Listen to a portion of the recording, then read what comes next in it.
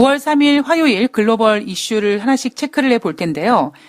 미쓰리가 우리 인류 역사상 한 번도 겪어보지 못했던 이 유동성을 지금 가둬놓은 댐이 있는데, 물론 이 댐이 견고합니다. 튼튼합니다. 그런데 그래도 이 유동성이 너무나 거대하기 때문에, 그리고 어쩌면 인간의 욕망과 탐욕과 그리고 뭐 조금만 더 이러한 그런 심리들이 그 튼튼한 댐을 금가게 하고, 그리고 어떤 다른 이슈들이 작은 구멍을 내서 결국 그 댐은 무너질 수밖에 없다. 자, 문제는 많은 분들께서 지금 각국이 이렇게 돈을 푸는데 여기에 대한 효과가 나오지 않겠느냐라고 기대하는 분들도 계시겠지만, 저는 약간 생각이 틀린 게, 지금 부양책을 쓰는 것은 결국 밑빠진 독에 물 붓기다. 그리고 거기에 대한 이유는 지금 위기를 느낀 사람들이 제일 먼저 하는 일이 뭐냐면 돈을 회수하는 일이다.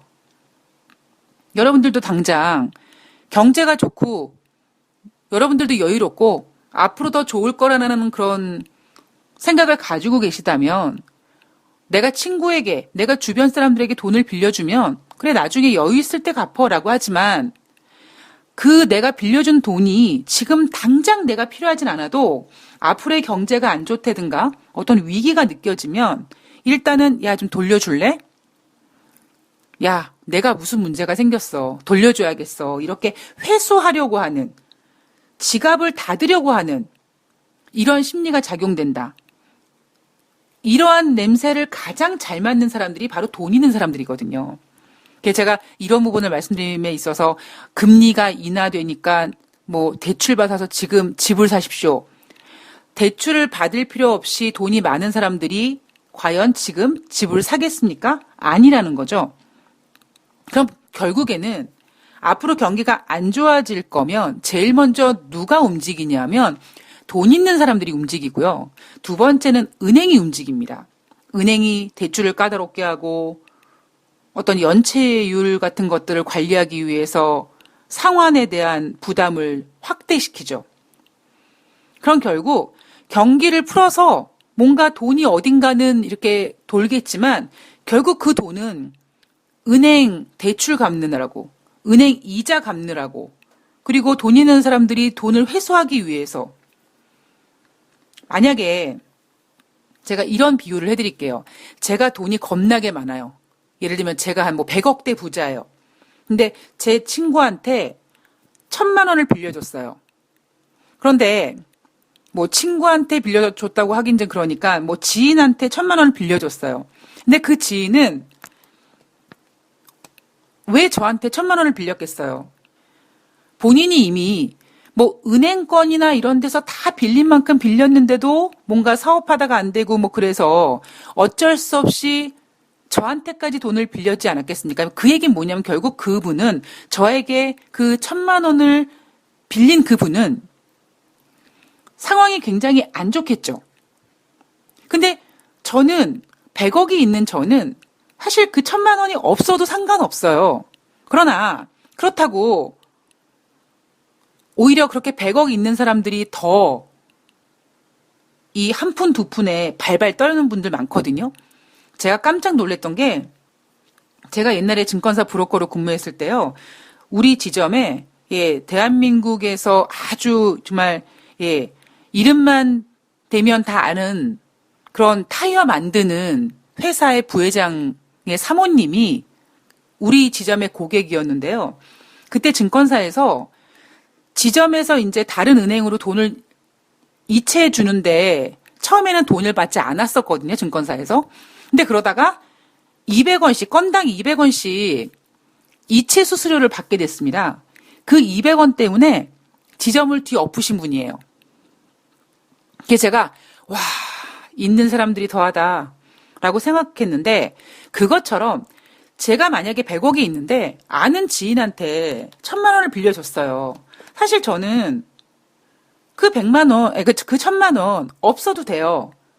그런데 없어도 되는 게 상관없이 없어도 된다고 야 갚지 마 이러진 않을 거 아니에요. 근데 경제가 안 좋아질 거래요. 그러면 야, 저기 내가 너한테 빌려준 1,000만 원 좀 돌려줘야겠다. 라고 하겠죠. 그럼 그분은 저와의 또 어떤 신용을 지키기 위해서 또 다른 곳에서 뭐 대부업이든 어디든지 빌려가지고 또 어떻게든지 돈을 빌려가지고 저한테 돈을 돌려주겠죠. 그러면 저는 피해가 없어요. 저의 돈에는 전혀 상처를 입는 게 없습니다. 저한테는. 근데 문제는 뭐예요? 어찌 보면 저에게 1,000만 원을 빌려갔던 그분이 더 상황이 안 좋아지고 더 힘들어지시게 되는 거죠. 그래서 제가 지금 글로벌 경제를 부양시키기 위해서 돈을 푸는 게 다 밑빠진 독에 물 붓기라고 얘기하는 게 바로 그런 부분입니다. 즉, 뭔가 위기의식을 느끼면 회수하려고 하는 심리. 제가 이 얘기를 왜 지금 2부 처음에서 해드리냐면, 지금 아르헨티나가요. 지금 디폴트 우려감이 커지고 있잖아요. 지난 8월 11일 대선 예비선거에서 지금 현재 대통령이 연임하지 못할 것 같은, 즉 좌파 후보인 페르난데스가 지난 예비 대통령 선거에서 15% 이상 크게 승리하면서 아르헨티나는 이제 뭔가 정권이 뒤바뀌고 여러 가지 상황이 좀 뒤숭숭하게 바뀔 겁니다. 자, 경제가 좋은 나라가 그런 게 아니라 이미 아르헨티나는 지금 구제금융을 받았고요. 추가적으로 또 구제금융을 받아야 되고 경제 상황이 매우 안 좋은 상태에서 이렇게 정치적인 위기까지 겪게 된 거죠. 자, 그러자 이 지금 기존의 대통령이 뭔가 분위기를 좀 바꾸기 위해서 경기부양책도 쓰고 막 그랬지만 의미가 없어요. 제가 그랬죠? 이미 인도라는 나라는 올해 4번의 금리 인하를 했지만 또 추가적인 부양책을 써야 될 정도로 금리 인하 효과가 없는 겁니다. 자, 아르헨티나 지금 대통령이 민심을 돌리기 위해서 경기부양책을 쓰고 있지만 회복할 수가 없어요. 그래서 어떤 방법을 썼냐 하면 2015년에 본인 스스로 폐지시켰던 어떠한 정책을 부활시킵니다. 그 정책이 뭐냐 하면 정부의 자본 통제죠. 뭐 개인이 한 달에 한 1만 달러, 즉 한 1,200만 원 정도 이 금액을 해외로 송금한다 그랬을 때는 막 신고를 해야 된대요. 되게 까다로워졌습니다. 2015년 이후에 4년 만에 다시 시작된 정부의 이런 자본 통제. 와, 내가 해외에다가 1,200만 원을 보내는데 와, 이거 막 정부에다가 신고해야 돼? 와, 정부에서 이렇게 돈을 관리해? 만약에 이러다가 경기가 안 좋아져서 이렇게 자본 통제하다가 은행에 있는 돈을 출금하지 못하게 하면 어떻게 하지? 거의 개인들 출금 금지. 자, 은행에 있는 돈 가지고 우리 예를 들면 뭐 국가를 부양시킵시다. 이렇게 할 수도 있잖아요. 그래서 그런 것에 대한 공포를 느낀 사람이 뭐합니까? 아침부터 은행 앞에 달려가서 줄을 서죠. 나 돈 출금해야겠어. 돈 출금해서 내가 갖고 있어야겠어. 내 주머니에, 우리 옷장에, 내 침대 밑에 돈을 깔고 있어야지 내가 안심이 되지 은행을 못 믿겠어. 이러한 심리가 작용돼서 지난 9월 2일부터 지금 시민들이 은행 앞에서 줄을 서서요. 자신의 돈을 뽑아간다고 합니다. 우리는 그걸 뭐라고 합니까? 뱅크런이라고 하죠. 은행에서 대규모 인출 사태가 벌어지고 있는 것이 바로 뱅크런입니다. 제가 뭐 영국의 브렉시트, 뭐 중국의 뭐 금융위기 이거는 그냥 어찌 보면 명분에 불과한 거고요. 진짜 무서운 거는 이런 거거든요. 어딘가에서 위기를 느낀 사람들이 자꾸 돈을 회수하고 내 거를 챙기고 이러면 방법이 없어요. 만약에 국민들이 이렇게 은행에 가서 뱅크런을 해버린다면 은행은 돈이 없을 거고 그럼 당장 뭐합니까? 은행 파산되는 거거든요. 저는 진짜 문제는 이런 문제라고 생각합니다. 안타까운 건 뭐냐면 뉴욕 주식시장 마감 현황에서 미국과 중국의 무역 분쟁이 오래 갈 것 같다. 미국의 제조업 PMI 지표가 50 이하로 갈 것 같다. 이런 문제만 다루지 지금 아르헨티나 같은 문제를 다루지 않아요. 솔직히 아르헨티나만 지금 문제겠습니까? 다른 것도 피차 일반이라고 생각합니다. 그럼 여기저기서 당장 아르헨티나 같은 신흥국이 불안해. 아르헨티나에서 뱅크런이 확산된다. 그러면 다른 나라들도 어머 경기 침체되는데 우리도 그러면 어떻게 하지 하다가 도미노가 되는 거거든요. 지금 아르헨티나는 대통령이 뭔가 이거를 풀기 위해서 부양책을 썼지만 효과가 없었고요. 지난 2019년 8월 말에는 약 122조 8천억 원의 채무 상환을 연장했습니다. 우리 못 갚겠어요. 그러니까 제발 좀 기한 좀 연장해 주세요. 연장 안 해주면 우리 두 손 들 겁니다. 디폴트 할 겁니다. 라고 해서 채무 상환을 연장했거든요. 자, 제가 9월 15일 날 IMF에서 가만히 있어봐. 아르헨티나에다가 또 돈을 50억 달러를 들어 부어야 되는데 저거 밑빠진 독에 물 붓기 아닐까? 이렇게 해서 만약에 IMF에서 50억 달러를 지원해주지 않으면 얘네는 디폴트 될 가능성이 굉장히 높습니다. 그럼 얘네가 디폴트 되면 우리 2011년도에 그리스가 디폴트 될까봐 무서워했던 이유가 뭡니까? 그리스는요, 어찌 보면 국가 부채 비율은 높지만 규모로는 사실 스페인이라든가 이탈리아보단 작았거든요. 그래서 우리가 그때 그리스 디폴트를 걱정했던 이유가 뭐냐면 그리스가 디폴트가 되면 이탈리아도 될 거고 그럼 조금 더 규모가 큰 스페인도 될 거고 그럼 유로존이 다 도미노식으로 마탱이가 갈 거다 이거였었거든요. 왜 미쓰리가 자꾸 우리가 인류 역사상 한 번도 겪어보지 못했던 이 유동성이 이제는 인간을 지배한다. 이제 인간이 그 유동성을 컨트롤하지 못한다라는 의미가 뭐냐면 바로 이런 부분에서 시작이 된다는 거죠. 자, 일단 아르헨티나 점검하고 넘어갑니다, 우리. 자, 그리고 미국과 중국의 무역 분쟁은요. 우선 홍콩 문제를 좀 보면 미쓰리가 생각하고 있는 건 뭐냐면 트럼프 대통령이 9월 3일 날 조용했어요. 뭐 크게 빠지지 않았으니까. 그리고 제가 만약에 트럼프라면 가만히 있어봐. 이게 뭐 나 때문에 뭐 굳이 빠진 거라기보다는 뭐 미국의 PMI 지표도 그렇고 또한 영국의 노딜 브렉시트 우려감 때문일 수도 있기 때문에 내가 가지고 있는 카드를 조금 더 가지고 있어야겠다. 전 이런 생각을 할 것 같습니다. 자, 지금 중국은 지난번 9월 1일부터 미국이 관세 부과한 부분을 WTO에 제소하기로 했죠. 저기요, 쟤네 미국이요. 지난번 오사카에서 열렸던 G20 정상회담에서 추가적으로 관세 부과하지 않기로 했는데 두 나라의 협약을 깨고 저 미국 놈의 새끼가 관세를 부과했어요. 쟤네 혼내주세요. 라고 WTO에 제소를 했습니다. 자, 트럼프 대통령이 뭐라고 얘기했냐면 우리는 중국과 협상을 매우 잘하고 있다라는 얘기를 하면서도 내가 재선에 승리하면 중국에 무슨 일이 생길지 한번 생각해 봐라. 협상은 더 힘들어질 거다. 이 얘기는 중국이 WTO에 제소를 한 거 보니까 보아하니 중국이 저렇게 시간을 끌고 혹시라도 이제 미국 경선에서 민주당 후보가 이제 나오고 뭐 그런 과정에서 트럼프가 대통령이 안 될 수도 있구나. 안 됐으면 좋겠다. 뭔가 그런 거를 바라는 마음에 장기전으로 갈 것 같은 모습이 나타나니까 또 트럼프 대통령이 그런 거 가지고 또 못 견디잖아요.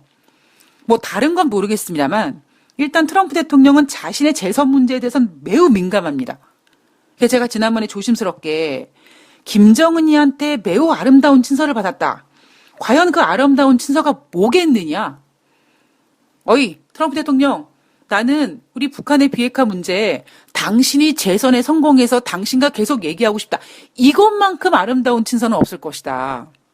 라고 하는 것처럼 지금 트럼프 대통령은 너무나 민감해져 있기 때문에 대통령 재선 문제에 대해서 매우 민감해져 있기 때문에 중국이 WTO에 제소하고 이런 것들이 결국 중국 저놈 새끼들이 가만히 있어봐. 나 대통령 재선 안 됐으면 바라는 것 같은데 뭐 이런 괘씸한 생각이 든 거죠. 그럼에도 불구하고 우리는 중국과 협상을 매우 잘하고 있다는 얘기도 합니다.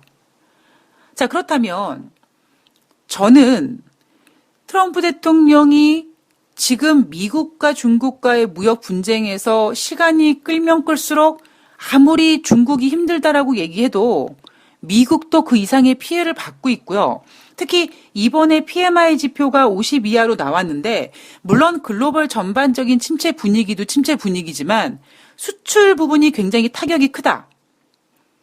자, 그렇다면 트럼프 대통령은 게다가 이제 소비재 관련된 제품까지 관세를 부과했기 때문에 물론 일부는 블랙 프라이데이 이후에 관세를 부과하기로 했지만 어쨌든지 이제 3천억 달러에 대한 소비재가 반 이상이 포함되어 있는 그 3천억 달러에 대한 관세가 부과됐기 때문에 이제 그 관세로 인한 미국 소비자들의 부담은 가중될 수밖에 없고요. 경기 지표는 둔화되는데 물가는 미국과 중국의 무역 분쟁 관세 때문에 인상된다. 그러면 어찌 보면 인위적인 스태그플레이션이 발생된다는 얘기인데 결국 그 부분은 트럼프 대통령도 자유로울 수가 없습니다. 자, 그런데 제가 지금 조심스럽게 생각하고 있는 게 뭐냐면 저는 이거거든요. 중국은 홍콩에다가 무력을 투입하기는 어려울 거다. 왜냐하면 제가 만약에 시진핑이라면 홍콩에다가 무력을 행사하는 순간 일단 글로벌이 시진핑을 정말 시진핑한테 쌍욕을 해야 될 거고요.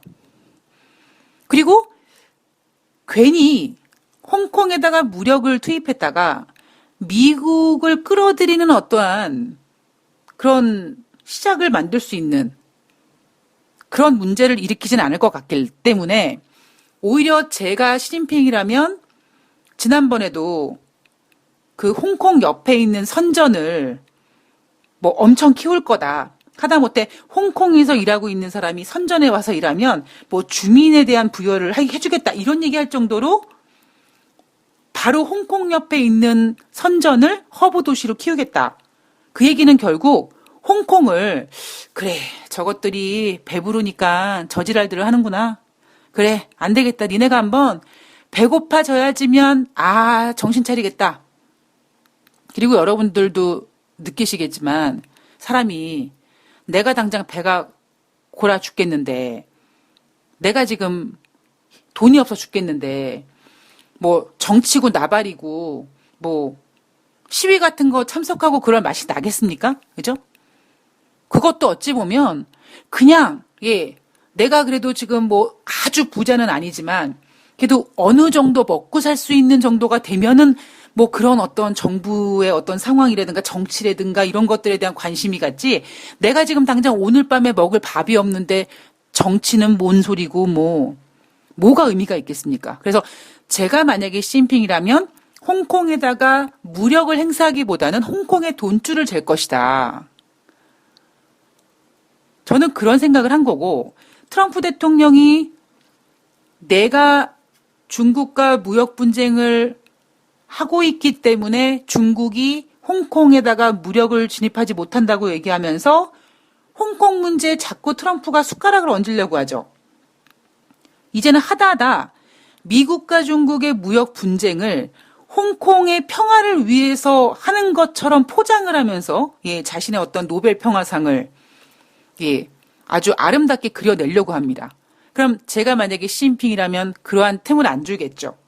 그래서 어떤 일이 있었냐면 중국 측에서 중국 국무원 홍콩 마카오 사무공고실 대변인이 베이징에서 기자회견을 했는데요. 홍콩 시위대에다가 중국 측이 3가지를 제안합니다. 자, 폭력 중단하라. 평화적 시위해라. 우리 대화를 모색하자. 자, 이렇게 얘기를 하면서 잘 들어보세요. 제가 아까 그랬죠. 제가 시진핑이라면 홍콩에 돈줄을 잴 것이다. 우리 3가지 제안으로 서로 얘기를 풀자. 폭력 중단하고 평화적 시위하고 그리고 우리 대화로 풀자라는 3가지 제안을 하면서 중국이 뭐라고 얘기하냐면 지금 홍콩은 집값이 급등하고 있는 중이고 불평등이 확대되고 있는 중이며 생산적인 대화가 필요할 때다. 홍콩은 지금 경제 성장에 집중해야 된다. 그리고 사회문제해법을 같이 모색해야 된다라는 얘기를 합니다. 사회문제해법이고 뭐 다 좋은데요. 결국 이 얘기는 뭐냐면 니네 지갑을 좀 봐봐. 니네 잘 먹고 잘 살아야지. 니네 돈 벌어야지. 지금 돈이 중요하지. 니네가 지금 잘 먹고 잘 사는 돈이 중요하지. 지금 왜 니네가 이렇게 정치적 문제로 나와가지고 니네 일도 아닌데, 니네 당장 본인 일들도 아닌데 왜 나와서 그렇게 시위하니? 니네 집안을 돌아봐. 니네 집안에 저축금이 얼마나 있는지, 쌀통에 쌀이 얼마나 있는지 한번 그거를 보렴. 뭐 이런 식으로 하는 거죠, 지금. 자, 중국이 홍콩에다가 이렇게 제안한 부분에 있어서 앞으로 중국이 홍콩을 무력으로 진압하기 위한 명분을 쌓은 거다. 즉, 중국이 홍콩에다가 우리 경고했다잉? 자, 폭력 중단하고 평화적 시위하고 대화하자. 이렇게 얘기했음에도 불구하고 홍콩의 어떤 시위가 잦아들지 않으면 저것들이 경고를 해도 지랄들이네. 혼나야겠다. 그리고 그때 가서 무력을 투입시키는 어떤 그런 명분을 쌓기 위함이다. 그러기 위해서 이 세 가지 제안을 했다고 하는데 저는 좀 생각이 다른 게 뭐냐면 약간 복잡할 수도 있는데요. 저는 미국과 중국의 무역 분쟁에서 트럼프 대통령이 종이호랑이가 됐고 트럼프 대통령이 한 발짝 뒤로 후퇴할 수밖에 없습니다. 자, 그러면 중국이 겁나게 잘하느냐? 중국은요, 지금 속에선 썩어나고 있어요. 썩어나가고 있는 거예요, 그냥 썩어나가고 있는 건데, 공산주의와 사회주의 국가라는 천막을 쳐놓고 보이지 않게 해줄 뿐이고, 시진핑 주석의 그 표정에서 볼 수 있듯이, 아무 문제 없는 것처럼 지금 미국을 대하고 있지만, 이미 중국 내는, 썩고 있습니다. 그런데, 겉으로 봤을 때는, 지금 트럼프 대통령이 본인의 대통령 문제 때문에 한 걸음씩 지금 후퇴하고 있고요. 대신 그냥 후퇴하지 않습니다. 자기가 한 발 뒤로 물러섬에 있어서 어떠한 명분을 제시하는 거죠. 내가 이렇게 한 발 물러서는 이유는 뭐 때문이야. 자, 그 뭐 때문이야가 뭐냐면 바로 홍콩 문제라는 거죠. 내가 홍콩 문제를 평화롭게 해결하기 위해서 중국에다가 양보할 거야. 중국에다가 사탕 하나 물어줘야지만 쟤네가 홍콩을 무력으로 진압하지 않을 거야. 이러한 명분을 가지고 앞으로 9월 달에 뭐 두 나라가 만나든 아니면 어떤 뭐 합의가 아니라 뭔가 이렇게 대화를 하던 그럴 가능성이 전 높다고 보고 있거든요.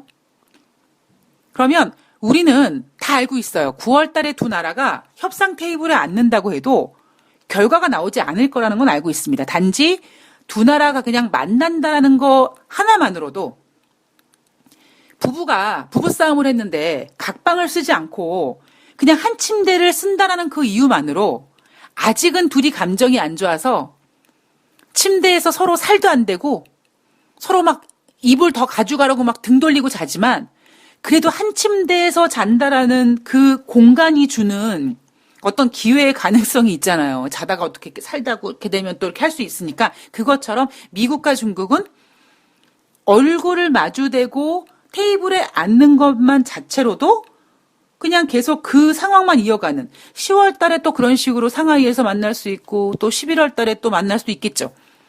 그리고 실질적으로 그렇게 두 나라가 만나면서 트럼프 대통령은 하나씩 뒤로 물러갈 가능성. 근데 지금 시장은 뭐였냐면 9월 1일 날 예정대로 관세를 부과하면서 아니 쟤네들이 뭐 얘기한다면서 왜 이거를 계속 강행해?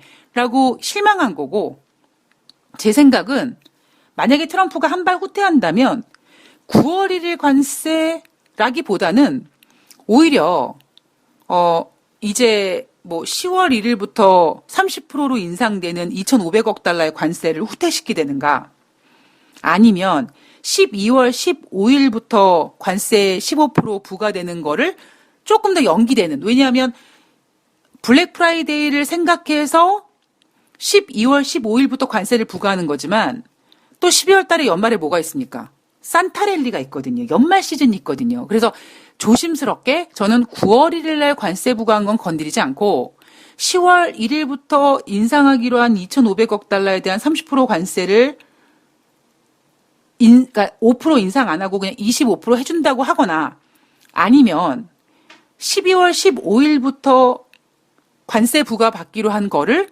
조금 더 연장해주는 뭐 그런 가능성을 전 생각하고 있거든요. 그러니까 어쨌든 간에 제가 생각하는 대로 되거나 그렇지 않거나 뭔가 어쨌든 간에 트럼프 대통령은 한 발 물러날 것 같습니다. 예, 제가 봤을 때는. 자, 어쨌든 미국과 중국과의 무역 분쟁은 예, 이렇습니다. 자, 영국 문제로 넘어가야 됩니다. 자, 영국은요, 현재 하원에서 브렉시트 방지법을 예, 발의할 생각이었었어요. 지금 제가 과거형으로 얘기해드리는 이유를 좀 예, 다시 말씀드리겠습니다. 자, 지금 야당에서 뭘 준비하냐면 브렉시트를 3개월 연기하자. 자, 10월 19일까지 다음 달 19일까지 만약에 유럽연합이랑 영국이 합의를 하지 못하면 유럽연합에 가서 바짓가랑이를 붙잡고 늘어져서라도 내년도 1월 31일까지 연기를 하자.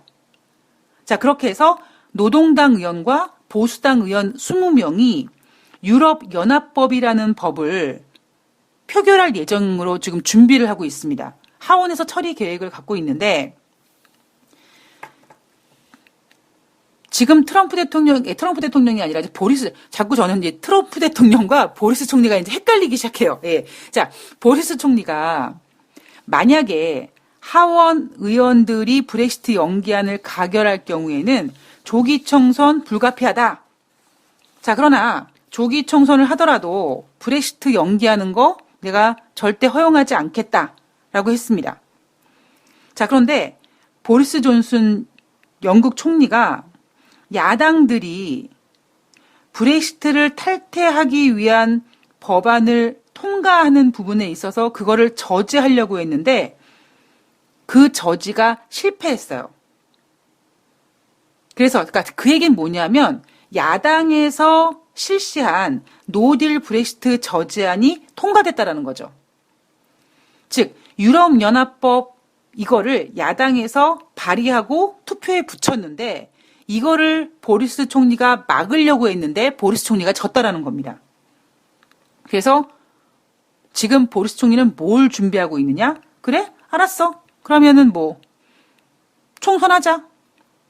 이러고 있는 거죠. 자, 야당은 일단은 보리스 총리의 노딜 브렉시트를 막기 위한 어떤 서막을 열기는 했습니다.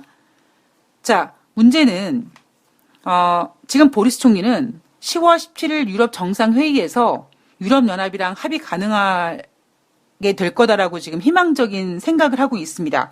그런 상황 속에서 지금 10월 14일까지 영국 의회를 정회시켰죠. 그래서 이번 주 겨우 지금 열리는 정회 속에서 야당과 보수당 일부에서 지금 빨리 스피드하게 일들을 진행시키고 있습니다. 보리스 총리가 이제 총선 진행할 가능성 높아졌죠. 하원의원 3분의 2가 조기 총선 안건에 동의한다면 영국은 10월 14일 총선에 돌입하게 됩니다. 총선에서 만약에 지면 보리스 총리는 총리직에서 내려와야 됨에도 불구하고 자기의 사퇴를 걸고서라도 총선하겠다. 뭐 이런 분위기가 지금 영국에서 진행 중입니다. 자, 재미있는 사실은 필립리 의원이 보수당을 탈당을 하는 일이 벌어졌다고 하는데요. 보수당을 탈당해서 자유민주당에 합류했습니다. 왜 보수당을 나왔어? 나 보리스 총리 저 새끼가 저거 브렉시트 저거 진행하는 거 보니까 저거 나는 보리스랑 같은 한 밥 못 먹겠어. 한 솥밥 못 먹겠어. 그래서 영국 보수당 당원 의원 한 명이 탈당해서 자유민주당으로 합류합니다. 지금 영국의 하원 의원은 총 650명인데요. 그중에서 뭐 의장이라든가 부의장 이런 사람들을 제외하면 639명인데 그러면 과반수가 얼마냐? 320명이라고 합니다. 자, 그런데 그중에서 한 명인 지금 필립리가 자유합류당으로 합류를 해서 보수당 의원이 309명으로 줄어들었고요. 여기에다가 북아일랜드 연방주의 정당인 민주연합당 소속 10명까지 합친다 해도 319명, 즉 과반수가 되지 못하다라는 거죠. 즉 지금 영국의 보수당은 하원 다수당 지위를 상실했습니다. 보수당이 다수당 지위를 상실한 상태에서 야당에서 추진한 이 브렉시트 저지안이 통과됐고요. 여기에 보리스 총리가 총선을 준비하고 있습니다. 자, 만약에 이게 하원 의원 3분의 2의 동의를 받고 이 총선 안건이 통과되면 10월 14일 날 영국은 총선을 해야 되고 10월 17일 날 유럽연합과 합의를 또 시도해야 되는, 복잡하죠? 무슨 소리인지 모르겠죠? 영국 문제는 이렇게 복잡합니다. 어쨌든 간에 노딜이 아니면 뭐 연기가 될지. 근데 저는 좀 조심스럽게 제가 처음부터 영국 문제는 제 국민투표를 할 가능성을 계속 보고 있잖아요. 근데 그러다가 이제 보리스 총리가 되는 바람에 이제 저 새끼들 저거 진짜 노딜 하겠네라고 생각을 했는데, 저는 왜냐하면 영국 국민들이 내가 이러려고 지난번에 브렉시트 가결시켰나? 이런 생각 분명히 할 거거든요. 그러면 일단 지도자 위에 있는 사람들은 바로 민심이니까, 예, 결국 민심이 야당이 힘을 실어주고 뭐 이런 상황에서 제2국민투표로 간다면, 그래서 영국이 유럽연합에 잔존한다면, 근데 그것도 또 어렵고요. 자, 시간을 끈다. 시간 끄는 거는 보리스 총리가, 예, 분명히 어떻게 해서든지 막을 거고요. 예, 진짜 영국은 답이 안 나옵니다. 그러나 이게 답이 안 나오는 영국 문제이기 때문에 더 복잡한 거죠. 그러나 미쓰리는 영국의 노딜 브렉시트 때문에 그 노딜 브렉시트가 뭐 이 유동성을 가둔 댐을 붕괴시킨다. 뭐 수많은 악재들이 있기 때문에 그냥 그 중에 하나일 수는 있지만, 단지 저는 지금 뭐가 걱정스럽냐면 이 영국의 브렉시트 관련된 문제가 너무나 셈법이 복잡하고, 예, 너무나 사공이 많고, 너무나 후벼 파야 될 사람들의 머릿수가 많다 보니까 어디로 흘러갈지 모르는, 예, 그러한 불편함이 저는 걱정되는 거고요. 진짜 걱정되는 거는 잠시 전에 말씀드렸던, 예, 그 아르헨티나 같은 문제들, 이러한 문제들이 사실 저는 더 걱정됩니다. 유럽연합에서는요, 노딜 브렉시트 가능성, 매우 분명한 가능성이 있는 일이다라고 얘기했고요. 융커 유럽연합 집행위원장과 유럽연합 브렉시트 협상 수석 대표가 4일날 영국을 제외한 27개국 회원국들의 고위 관리들에게 영국과의 협상 상황과 노딜 브렉시트가 발생할 경우의 대비책에 대해서 설명할 예정이라고 합니다. 그러니까 이게 뭐가 문제냐면, 이제 유럽연합도 마음을 비워버리면, 예, 분명히 유럽연합은 재협상 없어. 연기가 필요하면 연기는 해줄 수 있는데 재협상은 없어 그랬는데, 이제 유럽연합은 연기조차 이제 생각하지 않는, 그래, 우리 영국 떼어내자. 우리 언제까지 이렇게 끌려다니고 이럴래? 우리 그냥 마음을 비우자. 지금 이렇게 가고 있는 게 아닌가. 물론 영국 내에서 만약에 뭐 제2국민투표를 한다, 보리스 총리를 끌어내고 제2국민투표 했는데 유럽연합에 남겠습니다라고 얘기하면 유럽연합은 환호를 하겠지만, 그 전까지는 이미 유럽연합은 마음을 비우고 있는 것 같고요. 예, 영국 내부의 상황은 굉장히 복잡해 있습니다. 이런 문제들이 앞으로, 예, 시장을 또 얼마나 뒤흔들지. 그러나 여전히 미국 증시는, 예, 별로 이런 것들에 대해서 그렇게 크게 고민하고 있지 않는 것 같습니다. 뉴욕 증시가 뭐 크게 하락은 하지 않았지만 미국과 중국의 무역 분쟁에 대한 어떤 우려감, 그리고 미국의 제조업 PMI 지표의 부진으로 인한 경기 침체 우려감 뭐 이런 것들 때문에 우리나라 증시도 뭐 오늘 9월 4일 수요일 증시가 그렇게 크게 좋지는 않을 것 같습니다. 근데 저는 개인적으로 미국과 중국의 무역 협상은 그냥 이런 식으로 지리멸렬 결국 마음이 똥줄 타기 시작한 트럼프 대통령이 뭐 뭔 핑계를 대든 명분을 대든 하나씩 뒤로 물러갈 거고, 대신에 물러가는 게 중요한 게 아니라 미국과 맞짱 뜨기 위해서 그 영국 내에서 버텼던 그 어떠한 그런 것들이 어느 순간에 긴장감이 풀어지면서 그 가두었던 천막이 걷어졌는데, 중국이 개판이래더라. 뭐 이런 것들. 거기에 관련된 뭐 아르헨티나에 대한 이런 우려감 같은 것들 고려하시면서 매매를 하셨으면 좋겠습니다. 상황이요. 그렇게 좋지 않아요. 아슬아슬합니다. 뭐 그렇다고 뭐 지금 당장 뭐 내일 어차피 미쓰리가 이렇게 뭐 아르헨티나 이런 거 같은 거 보기 때문에 내일 당장 금융위기 이런 건 아니겠지만 지금 전개되는 상황이 그렇게 녹록하지는 않고요. 미쓰리가 그랬죠. 지금은 주식시장에 발을 담글 때가 아니라 핑계가 있고 타이밍만 되고 웬만큼만 되면 발을 뺄 때다. 발을 하나씩 뺄 때다. 물론 다음에도 뺄 수 있겠죠. 그러나 다음에는 지금보다 더 많은 손실을 안고 어쩌면 자발적인 게 아니라 빼야 될 수밖에 없는 상황이 돼서 빠질 수도 있을 수도 있습니다. 그런 부분까지 감안하셔서 매매 잘 하고 시장 잘 대응하셨으면 좋겠습니다. 저는 9월 5일 목요일 날 9월 4일 수요일 뉴욕 증시와 또 다른 이슈들 가지고 여러분들 찾아뵙도록 하겠습니다. 어려운 시장, 힘든 시장, 물론 종목들은 올라간 녀석들은 올라가요. 제일 중요한 건 여러분들이 어떠한 매매 원칙을 가지고 진짜 내가 주식시장에서 돈을 벌 수 있는 어떤 기술이 있는지, 그런 기술을 내가 가지고 있는지, 그런 것들에 대한 점검과 마음의 준비와 어떤 시장을 보는 그런 눈 같은 것들도 잘 체크하시면서 대응하셨으면 좋겠습니다. 저는 내일 뵙겠습니다. 고맙습니다.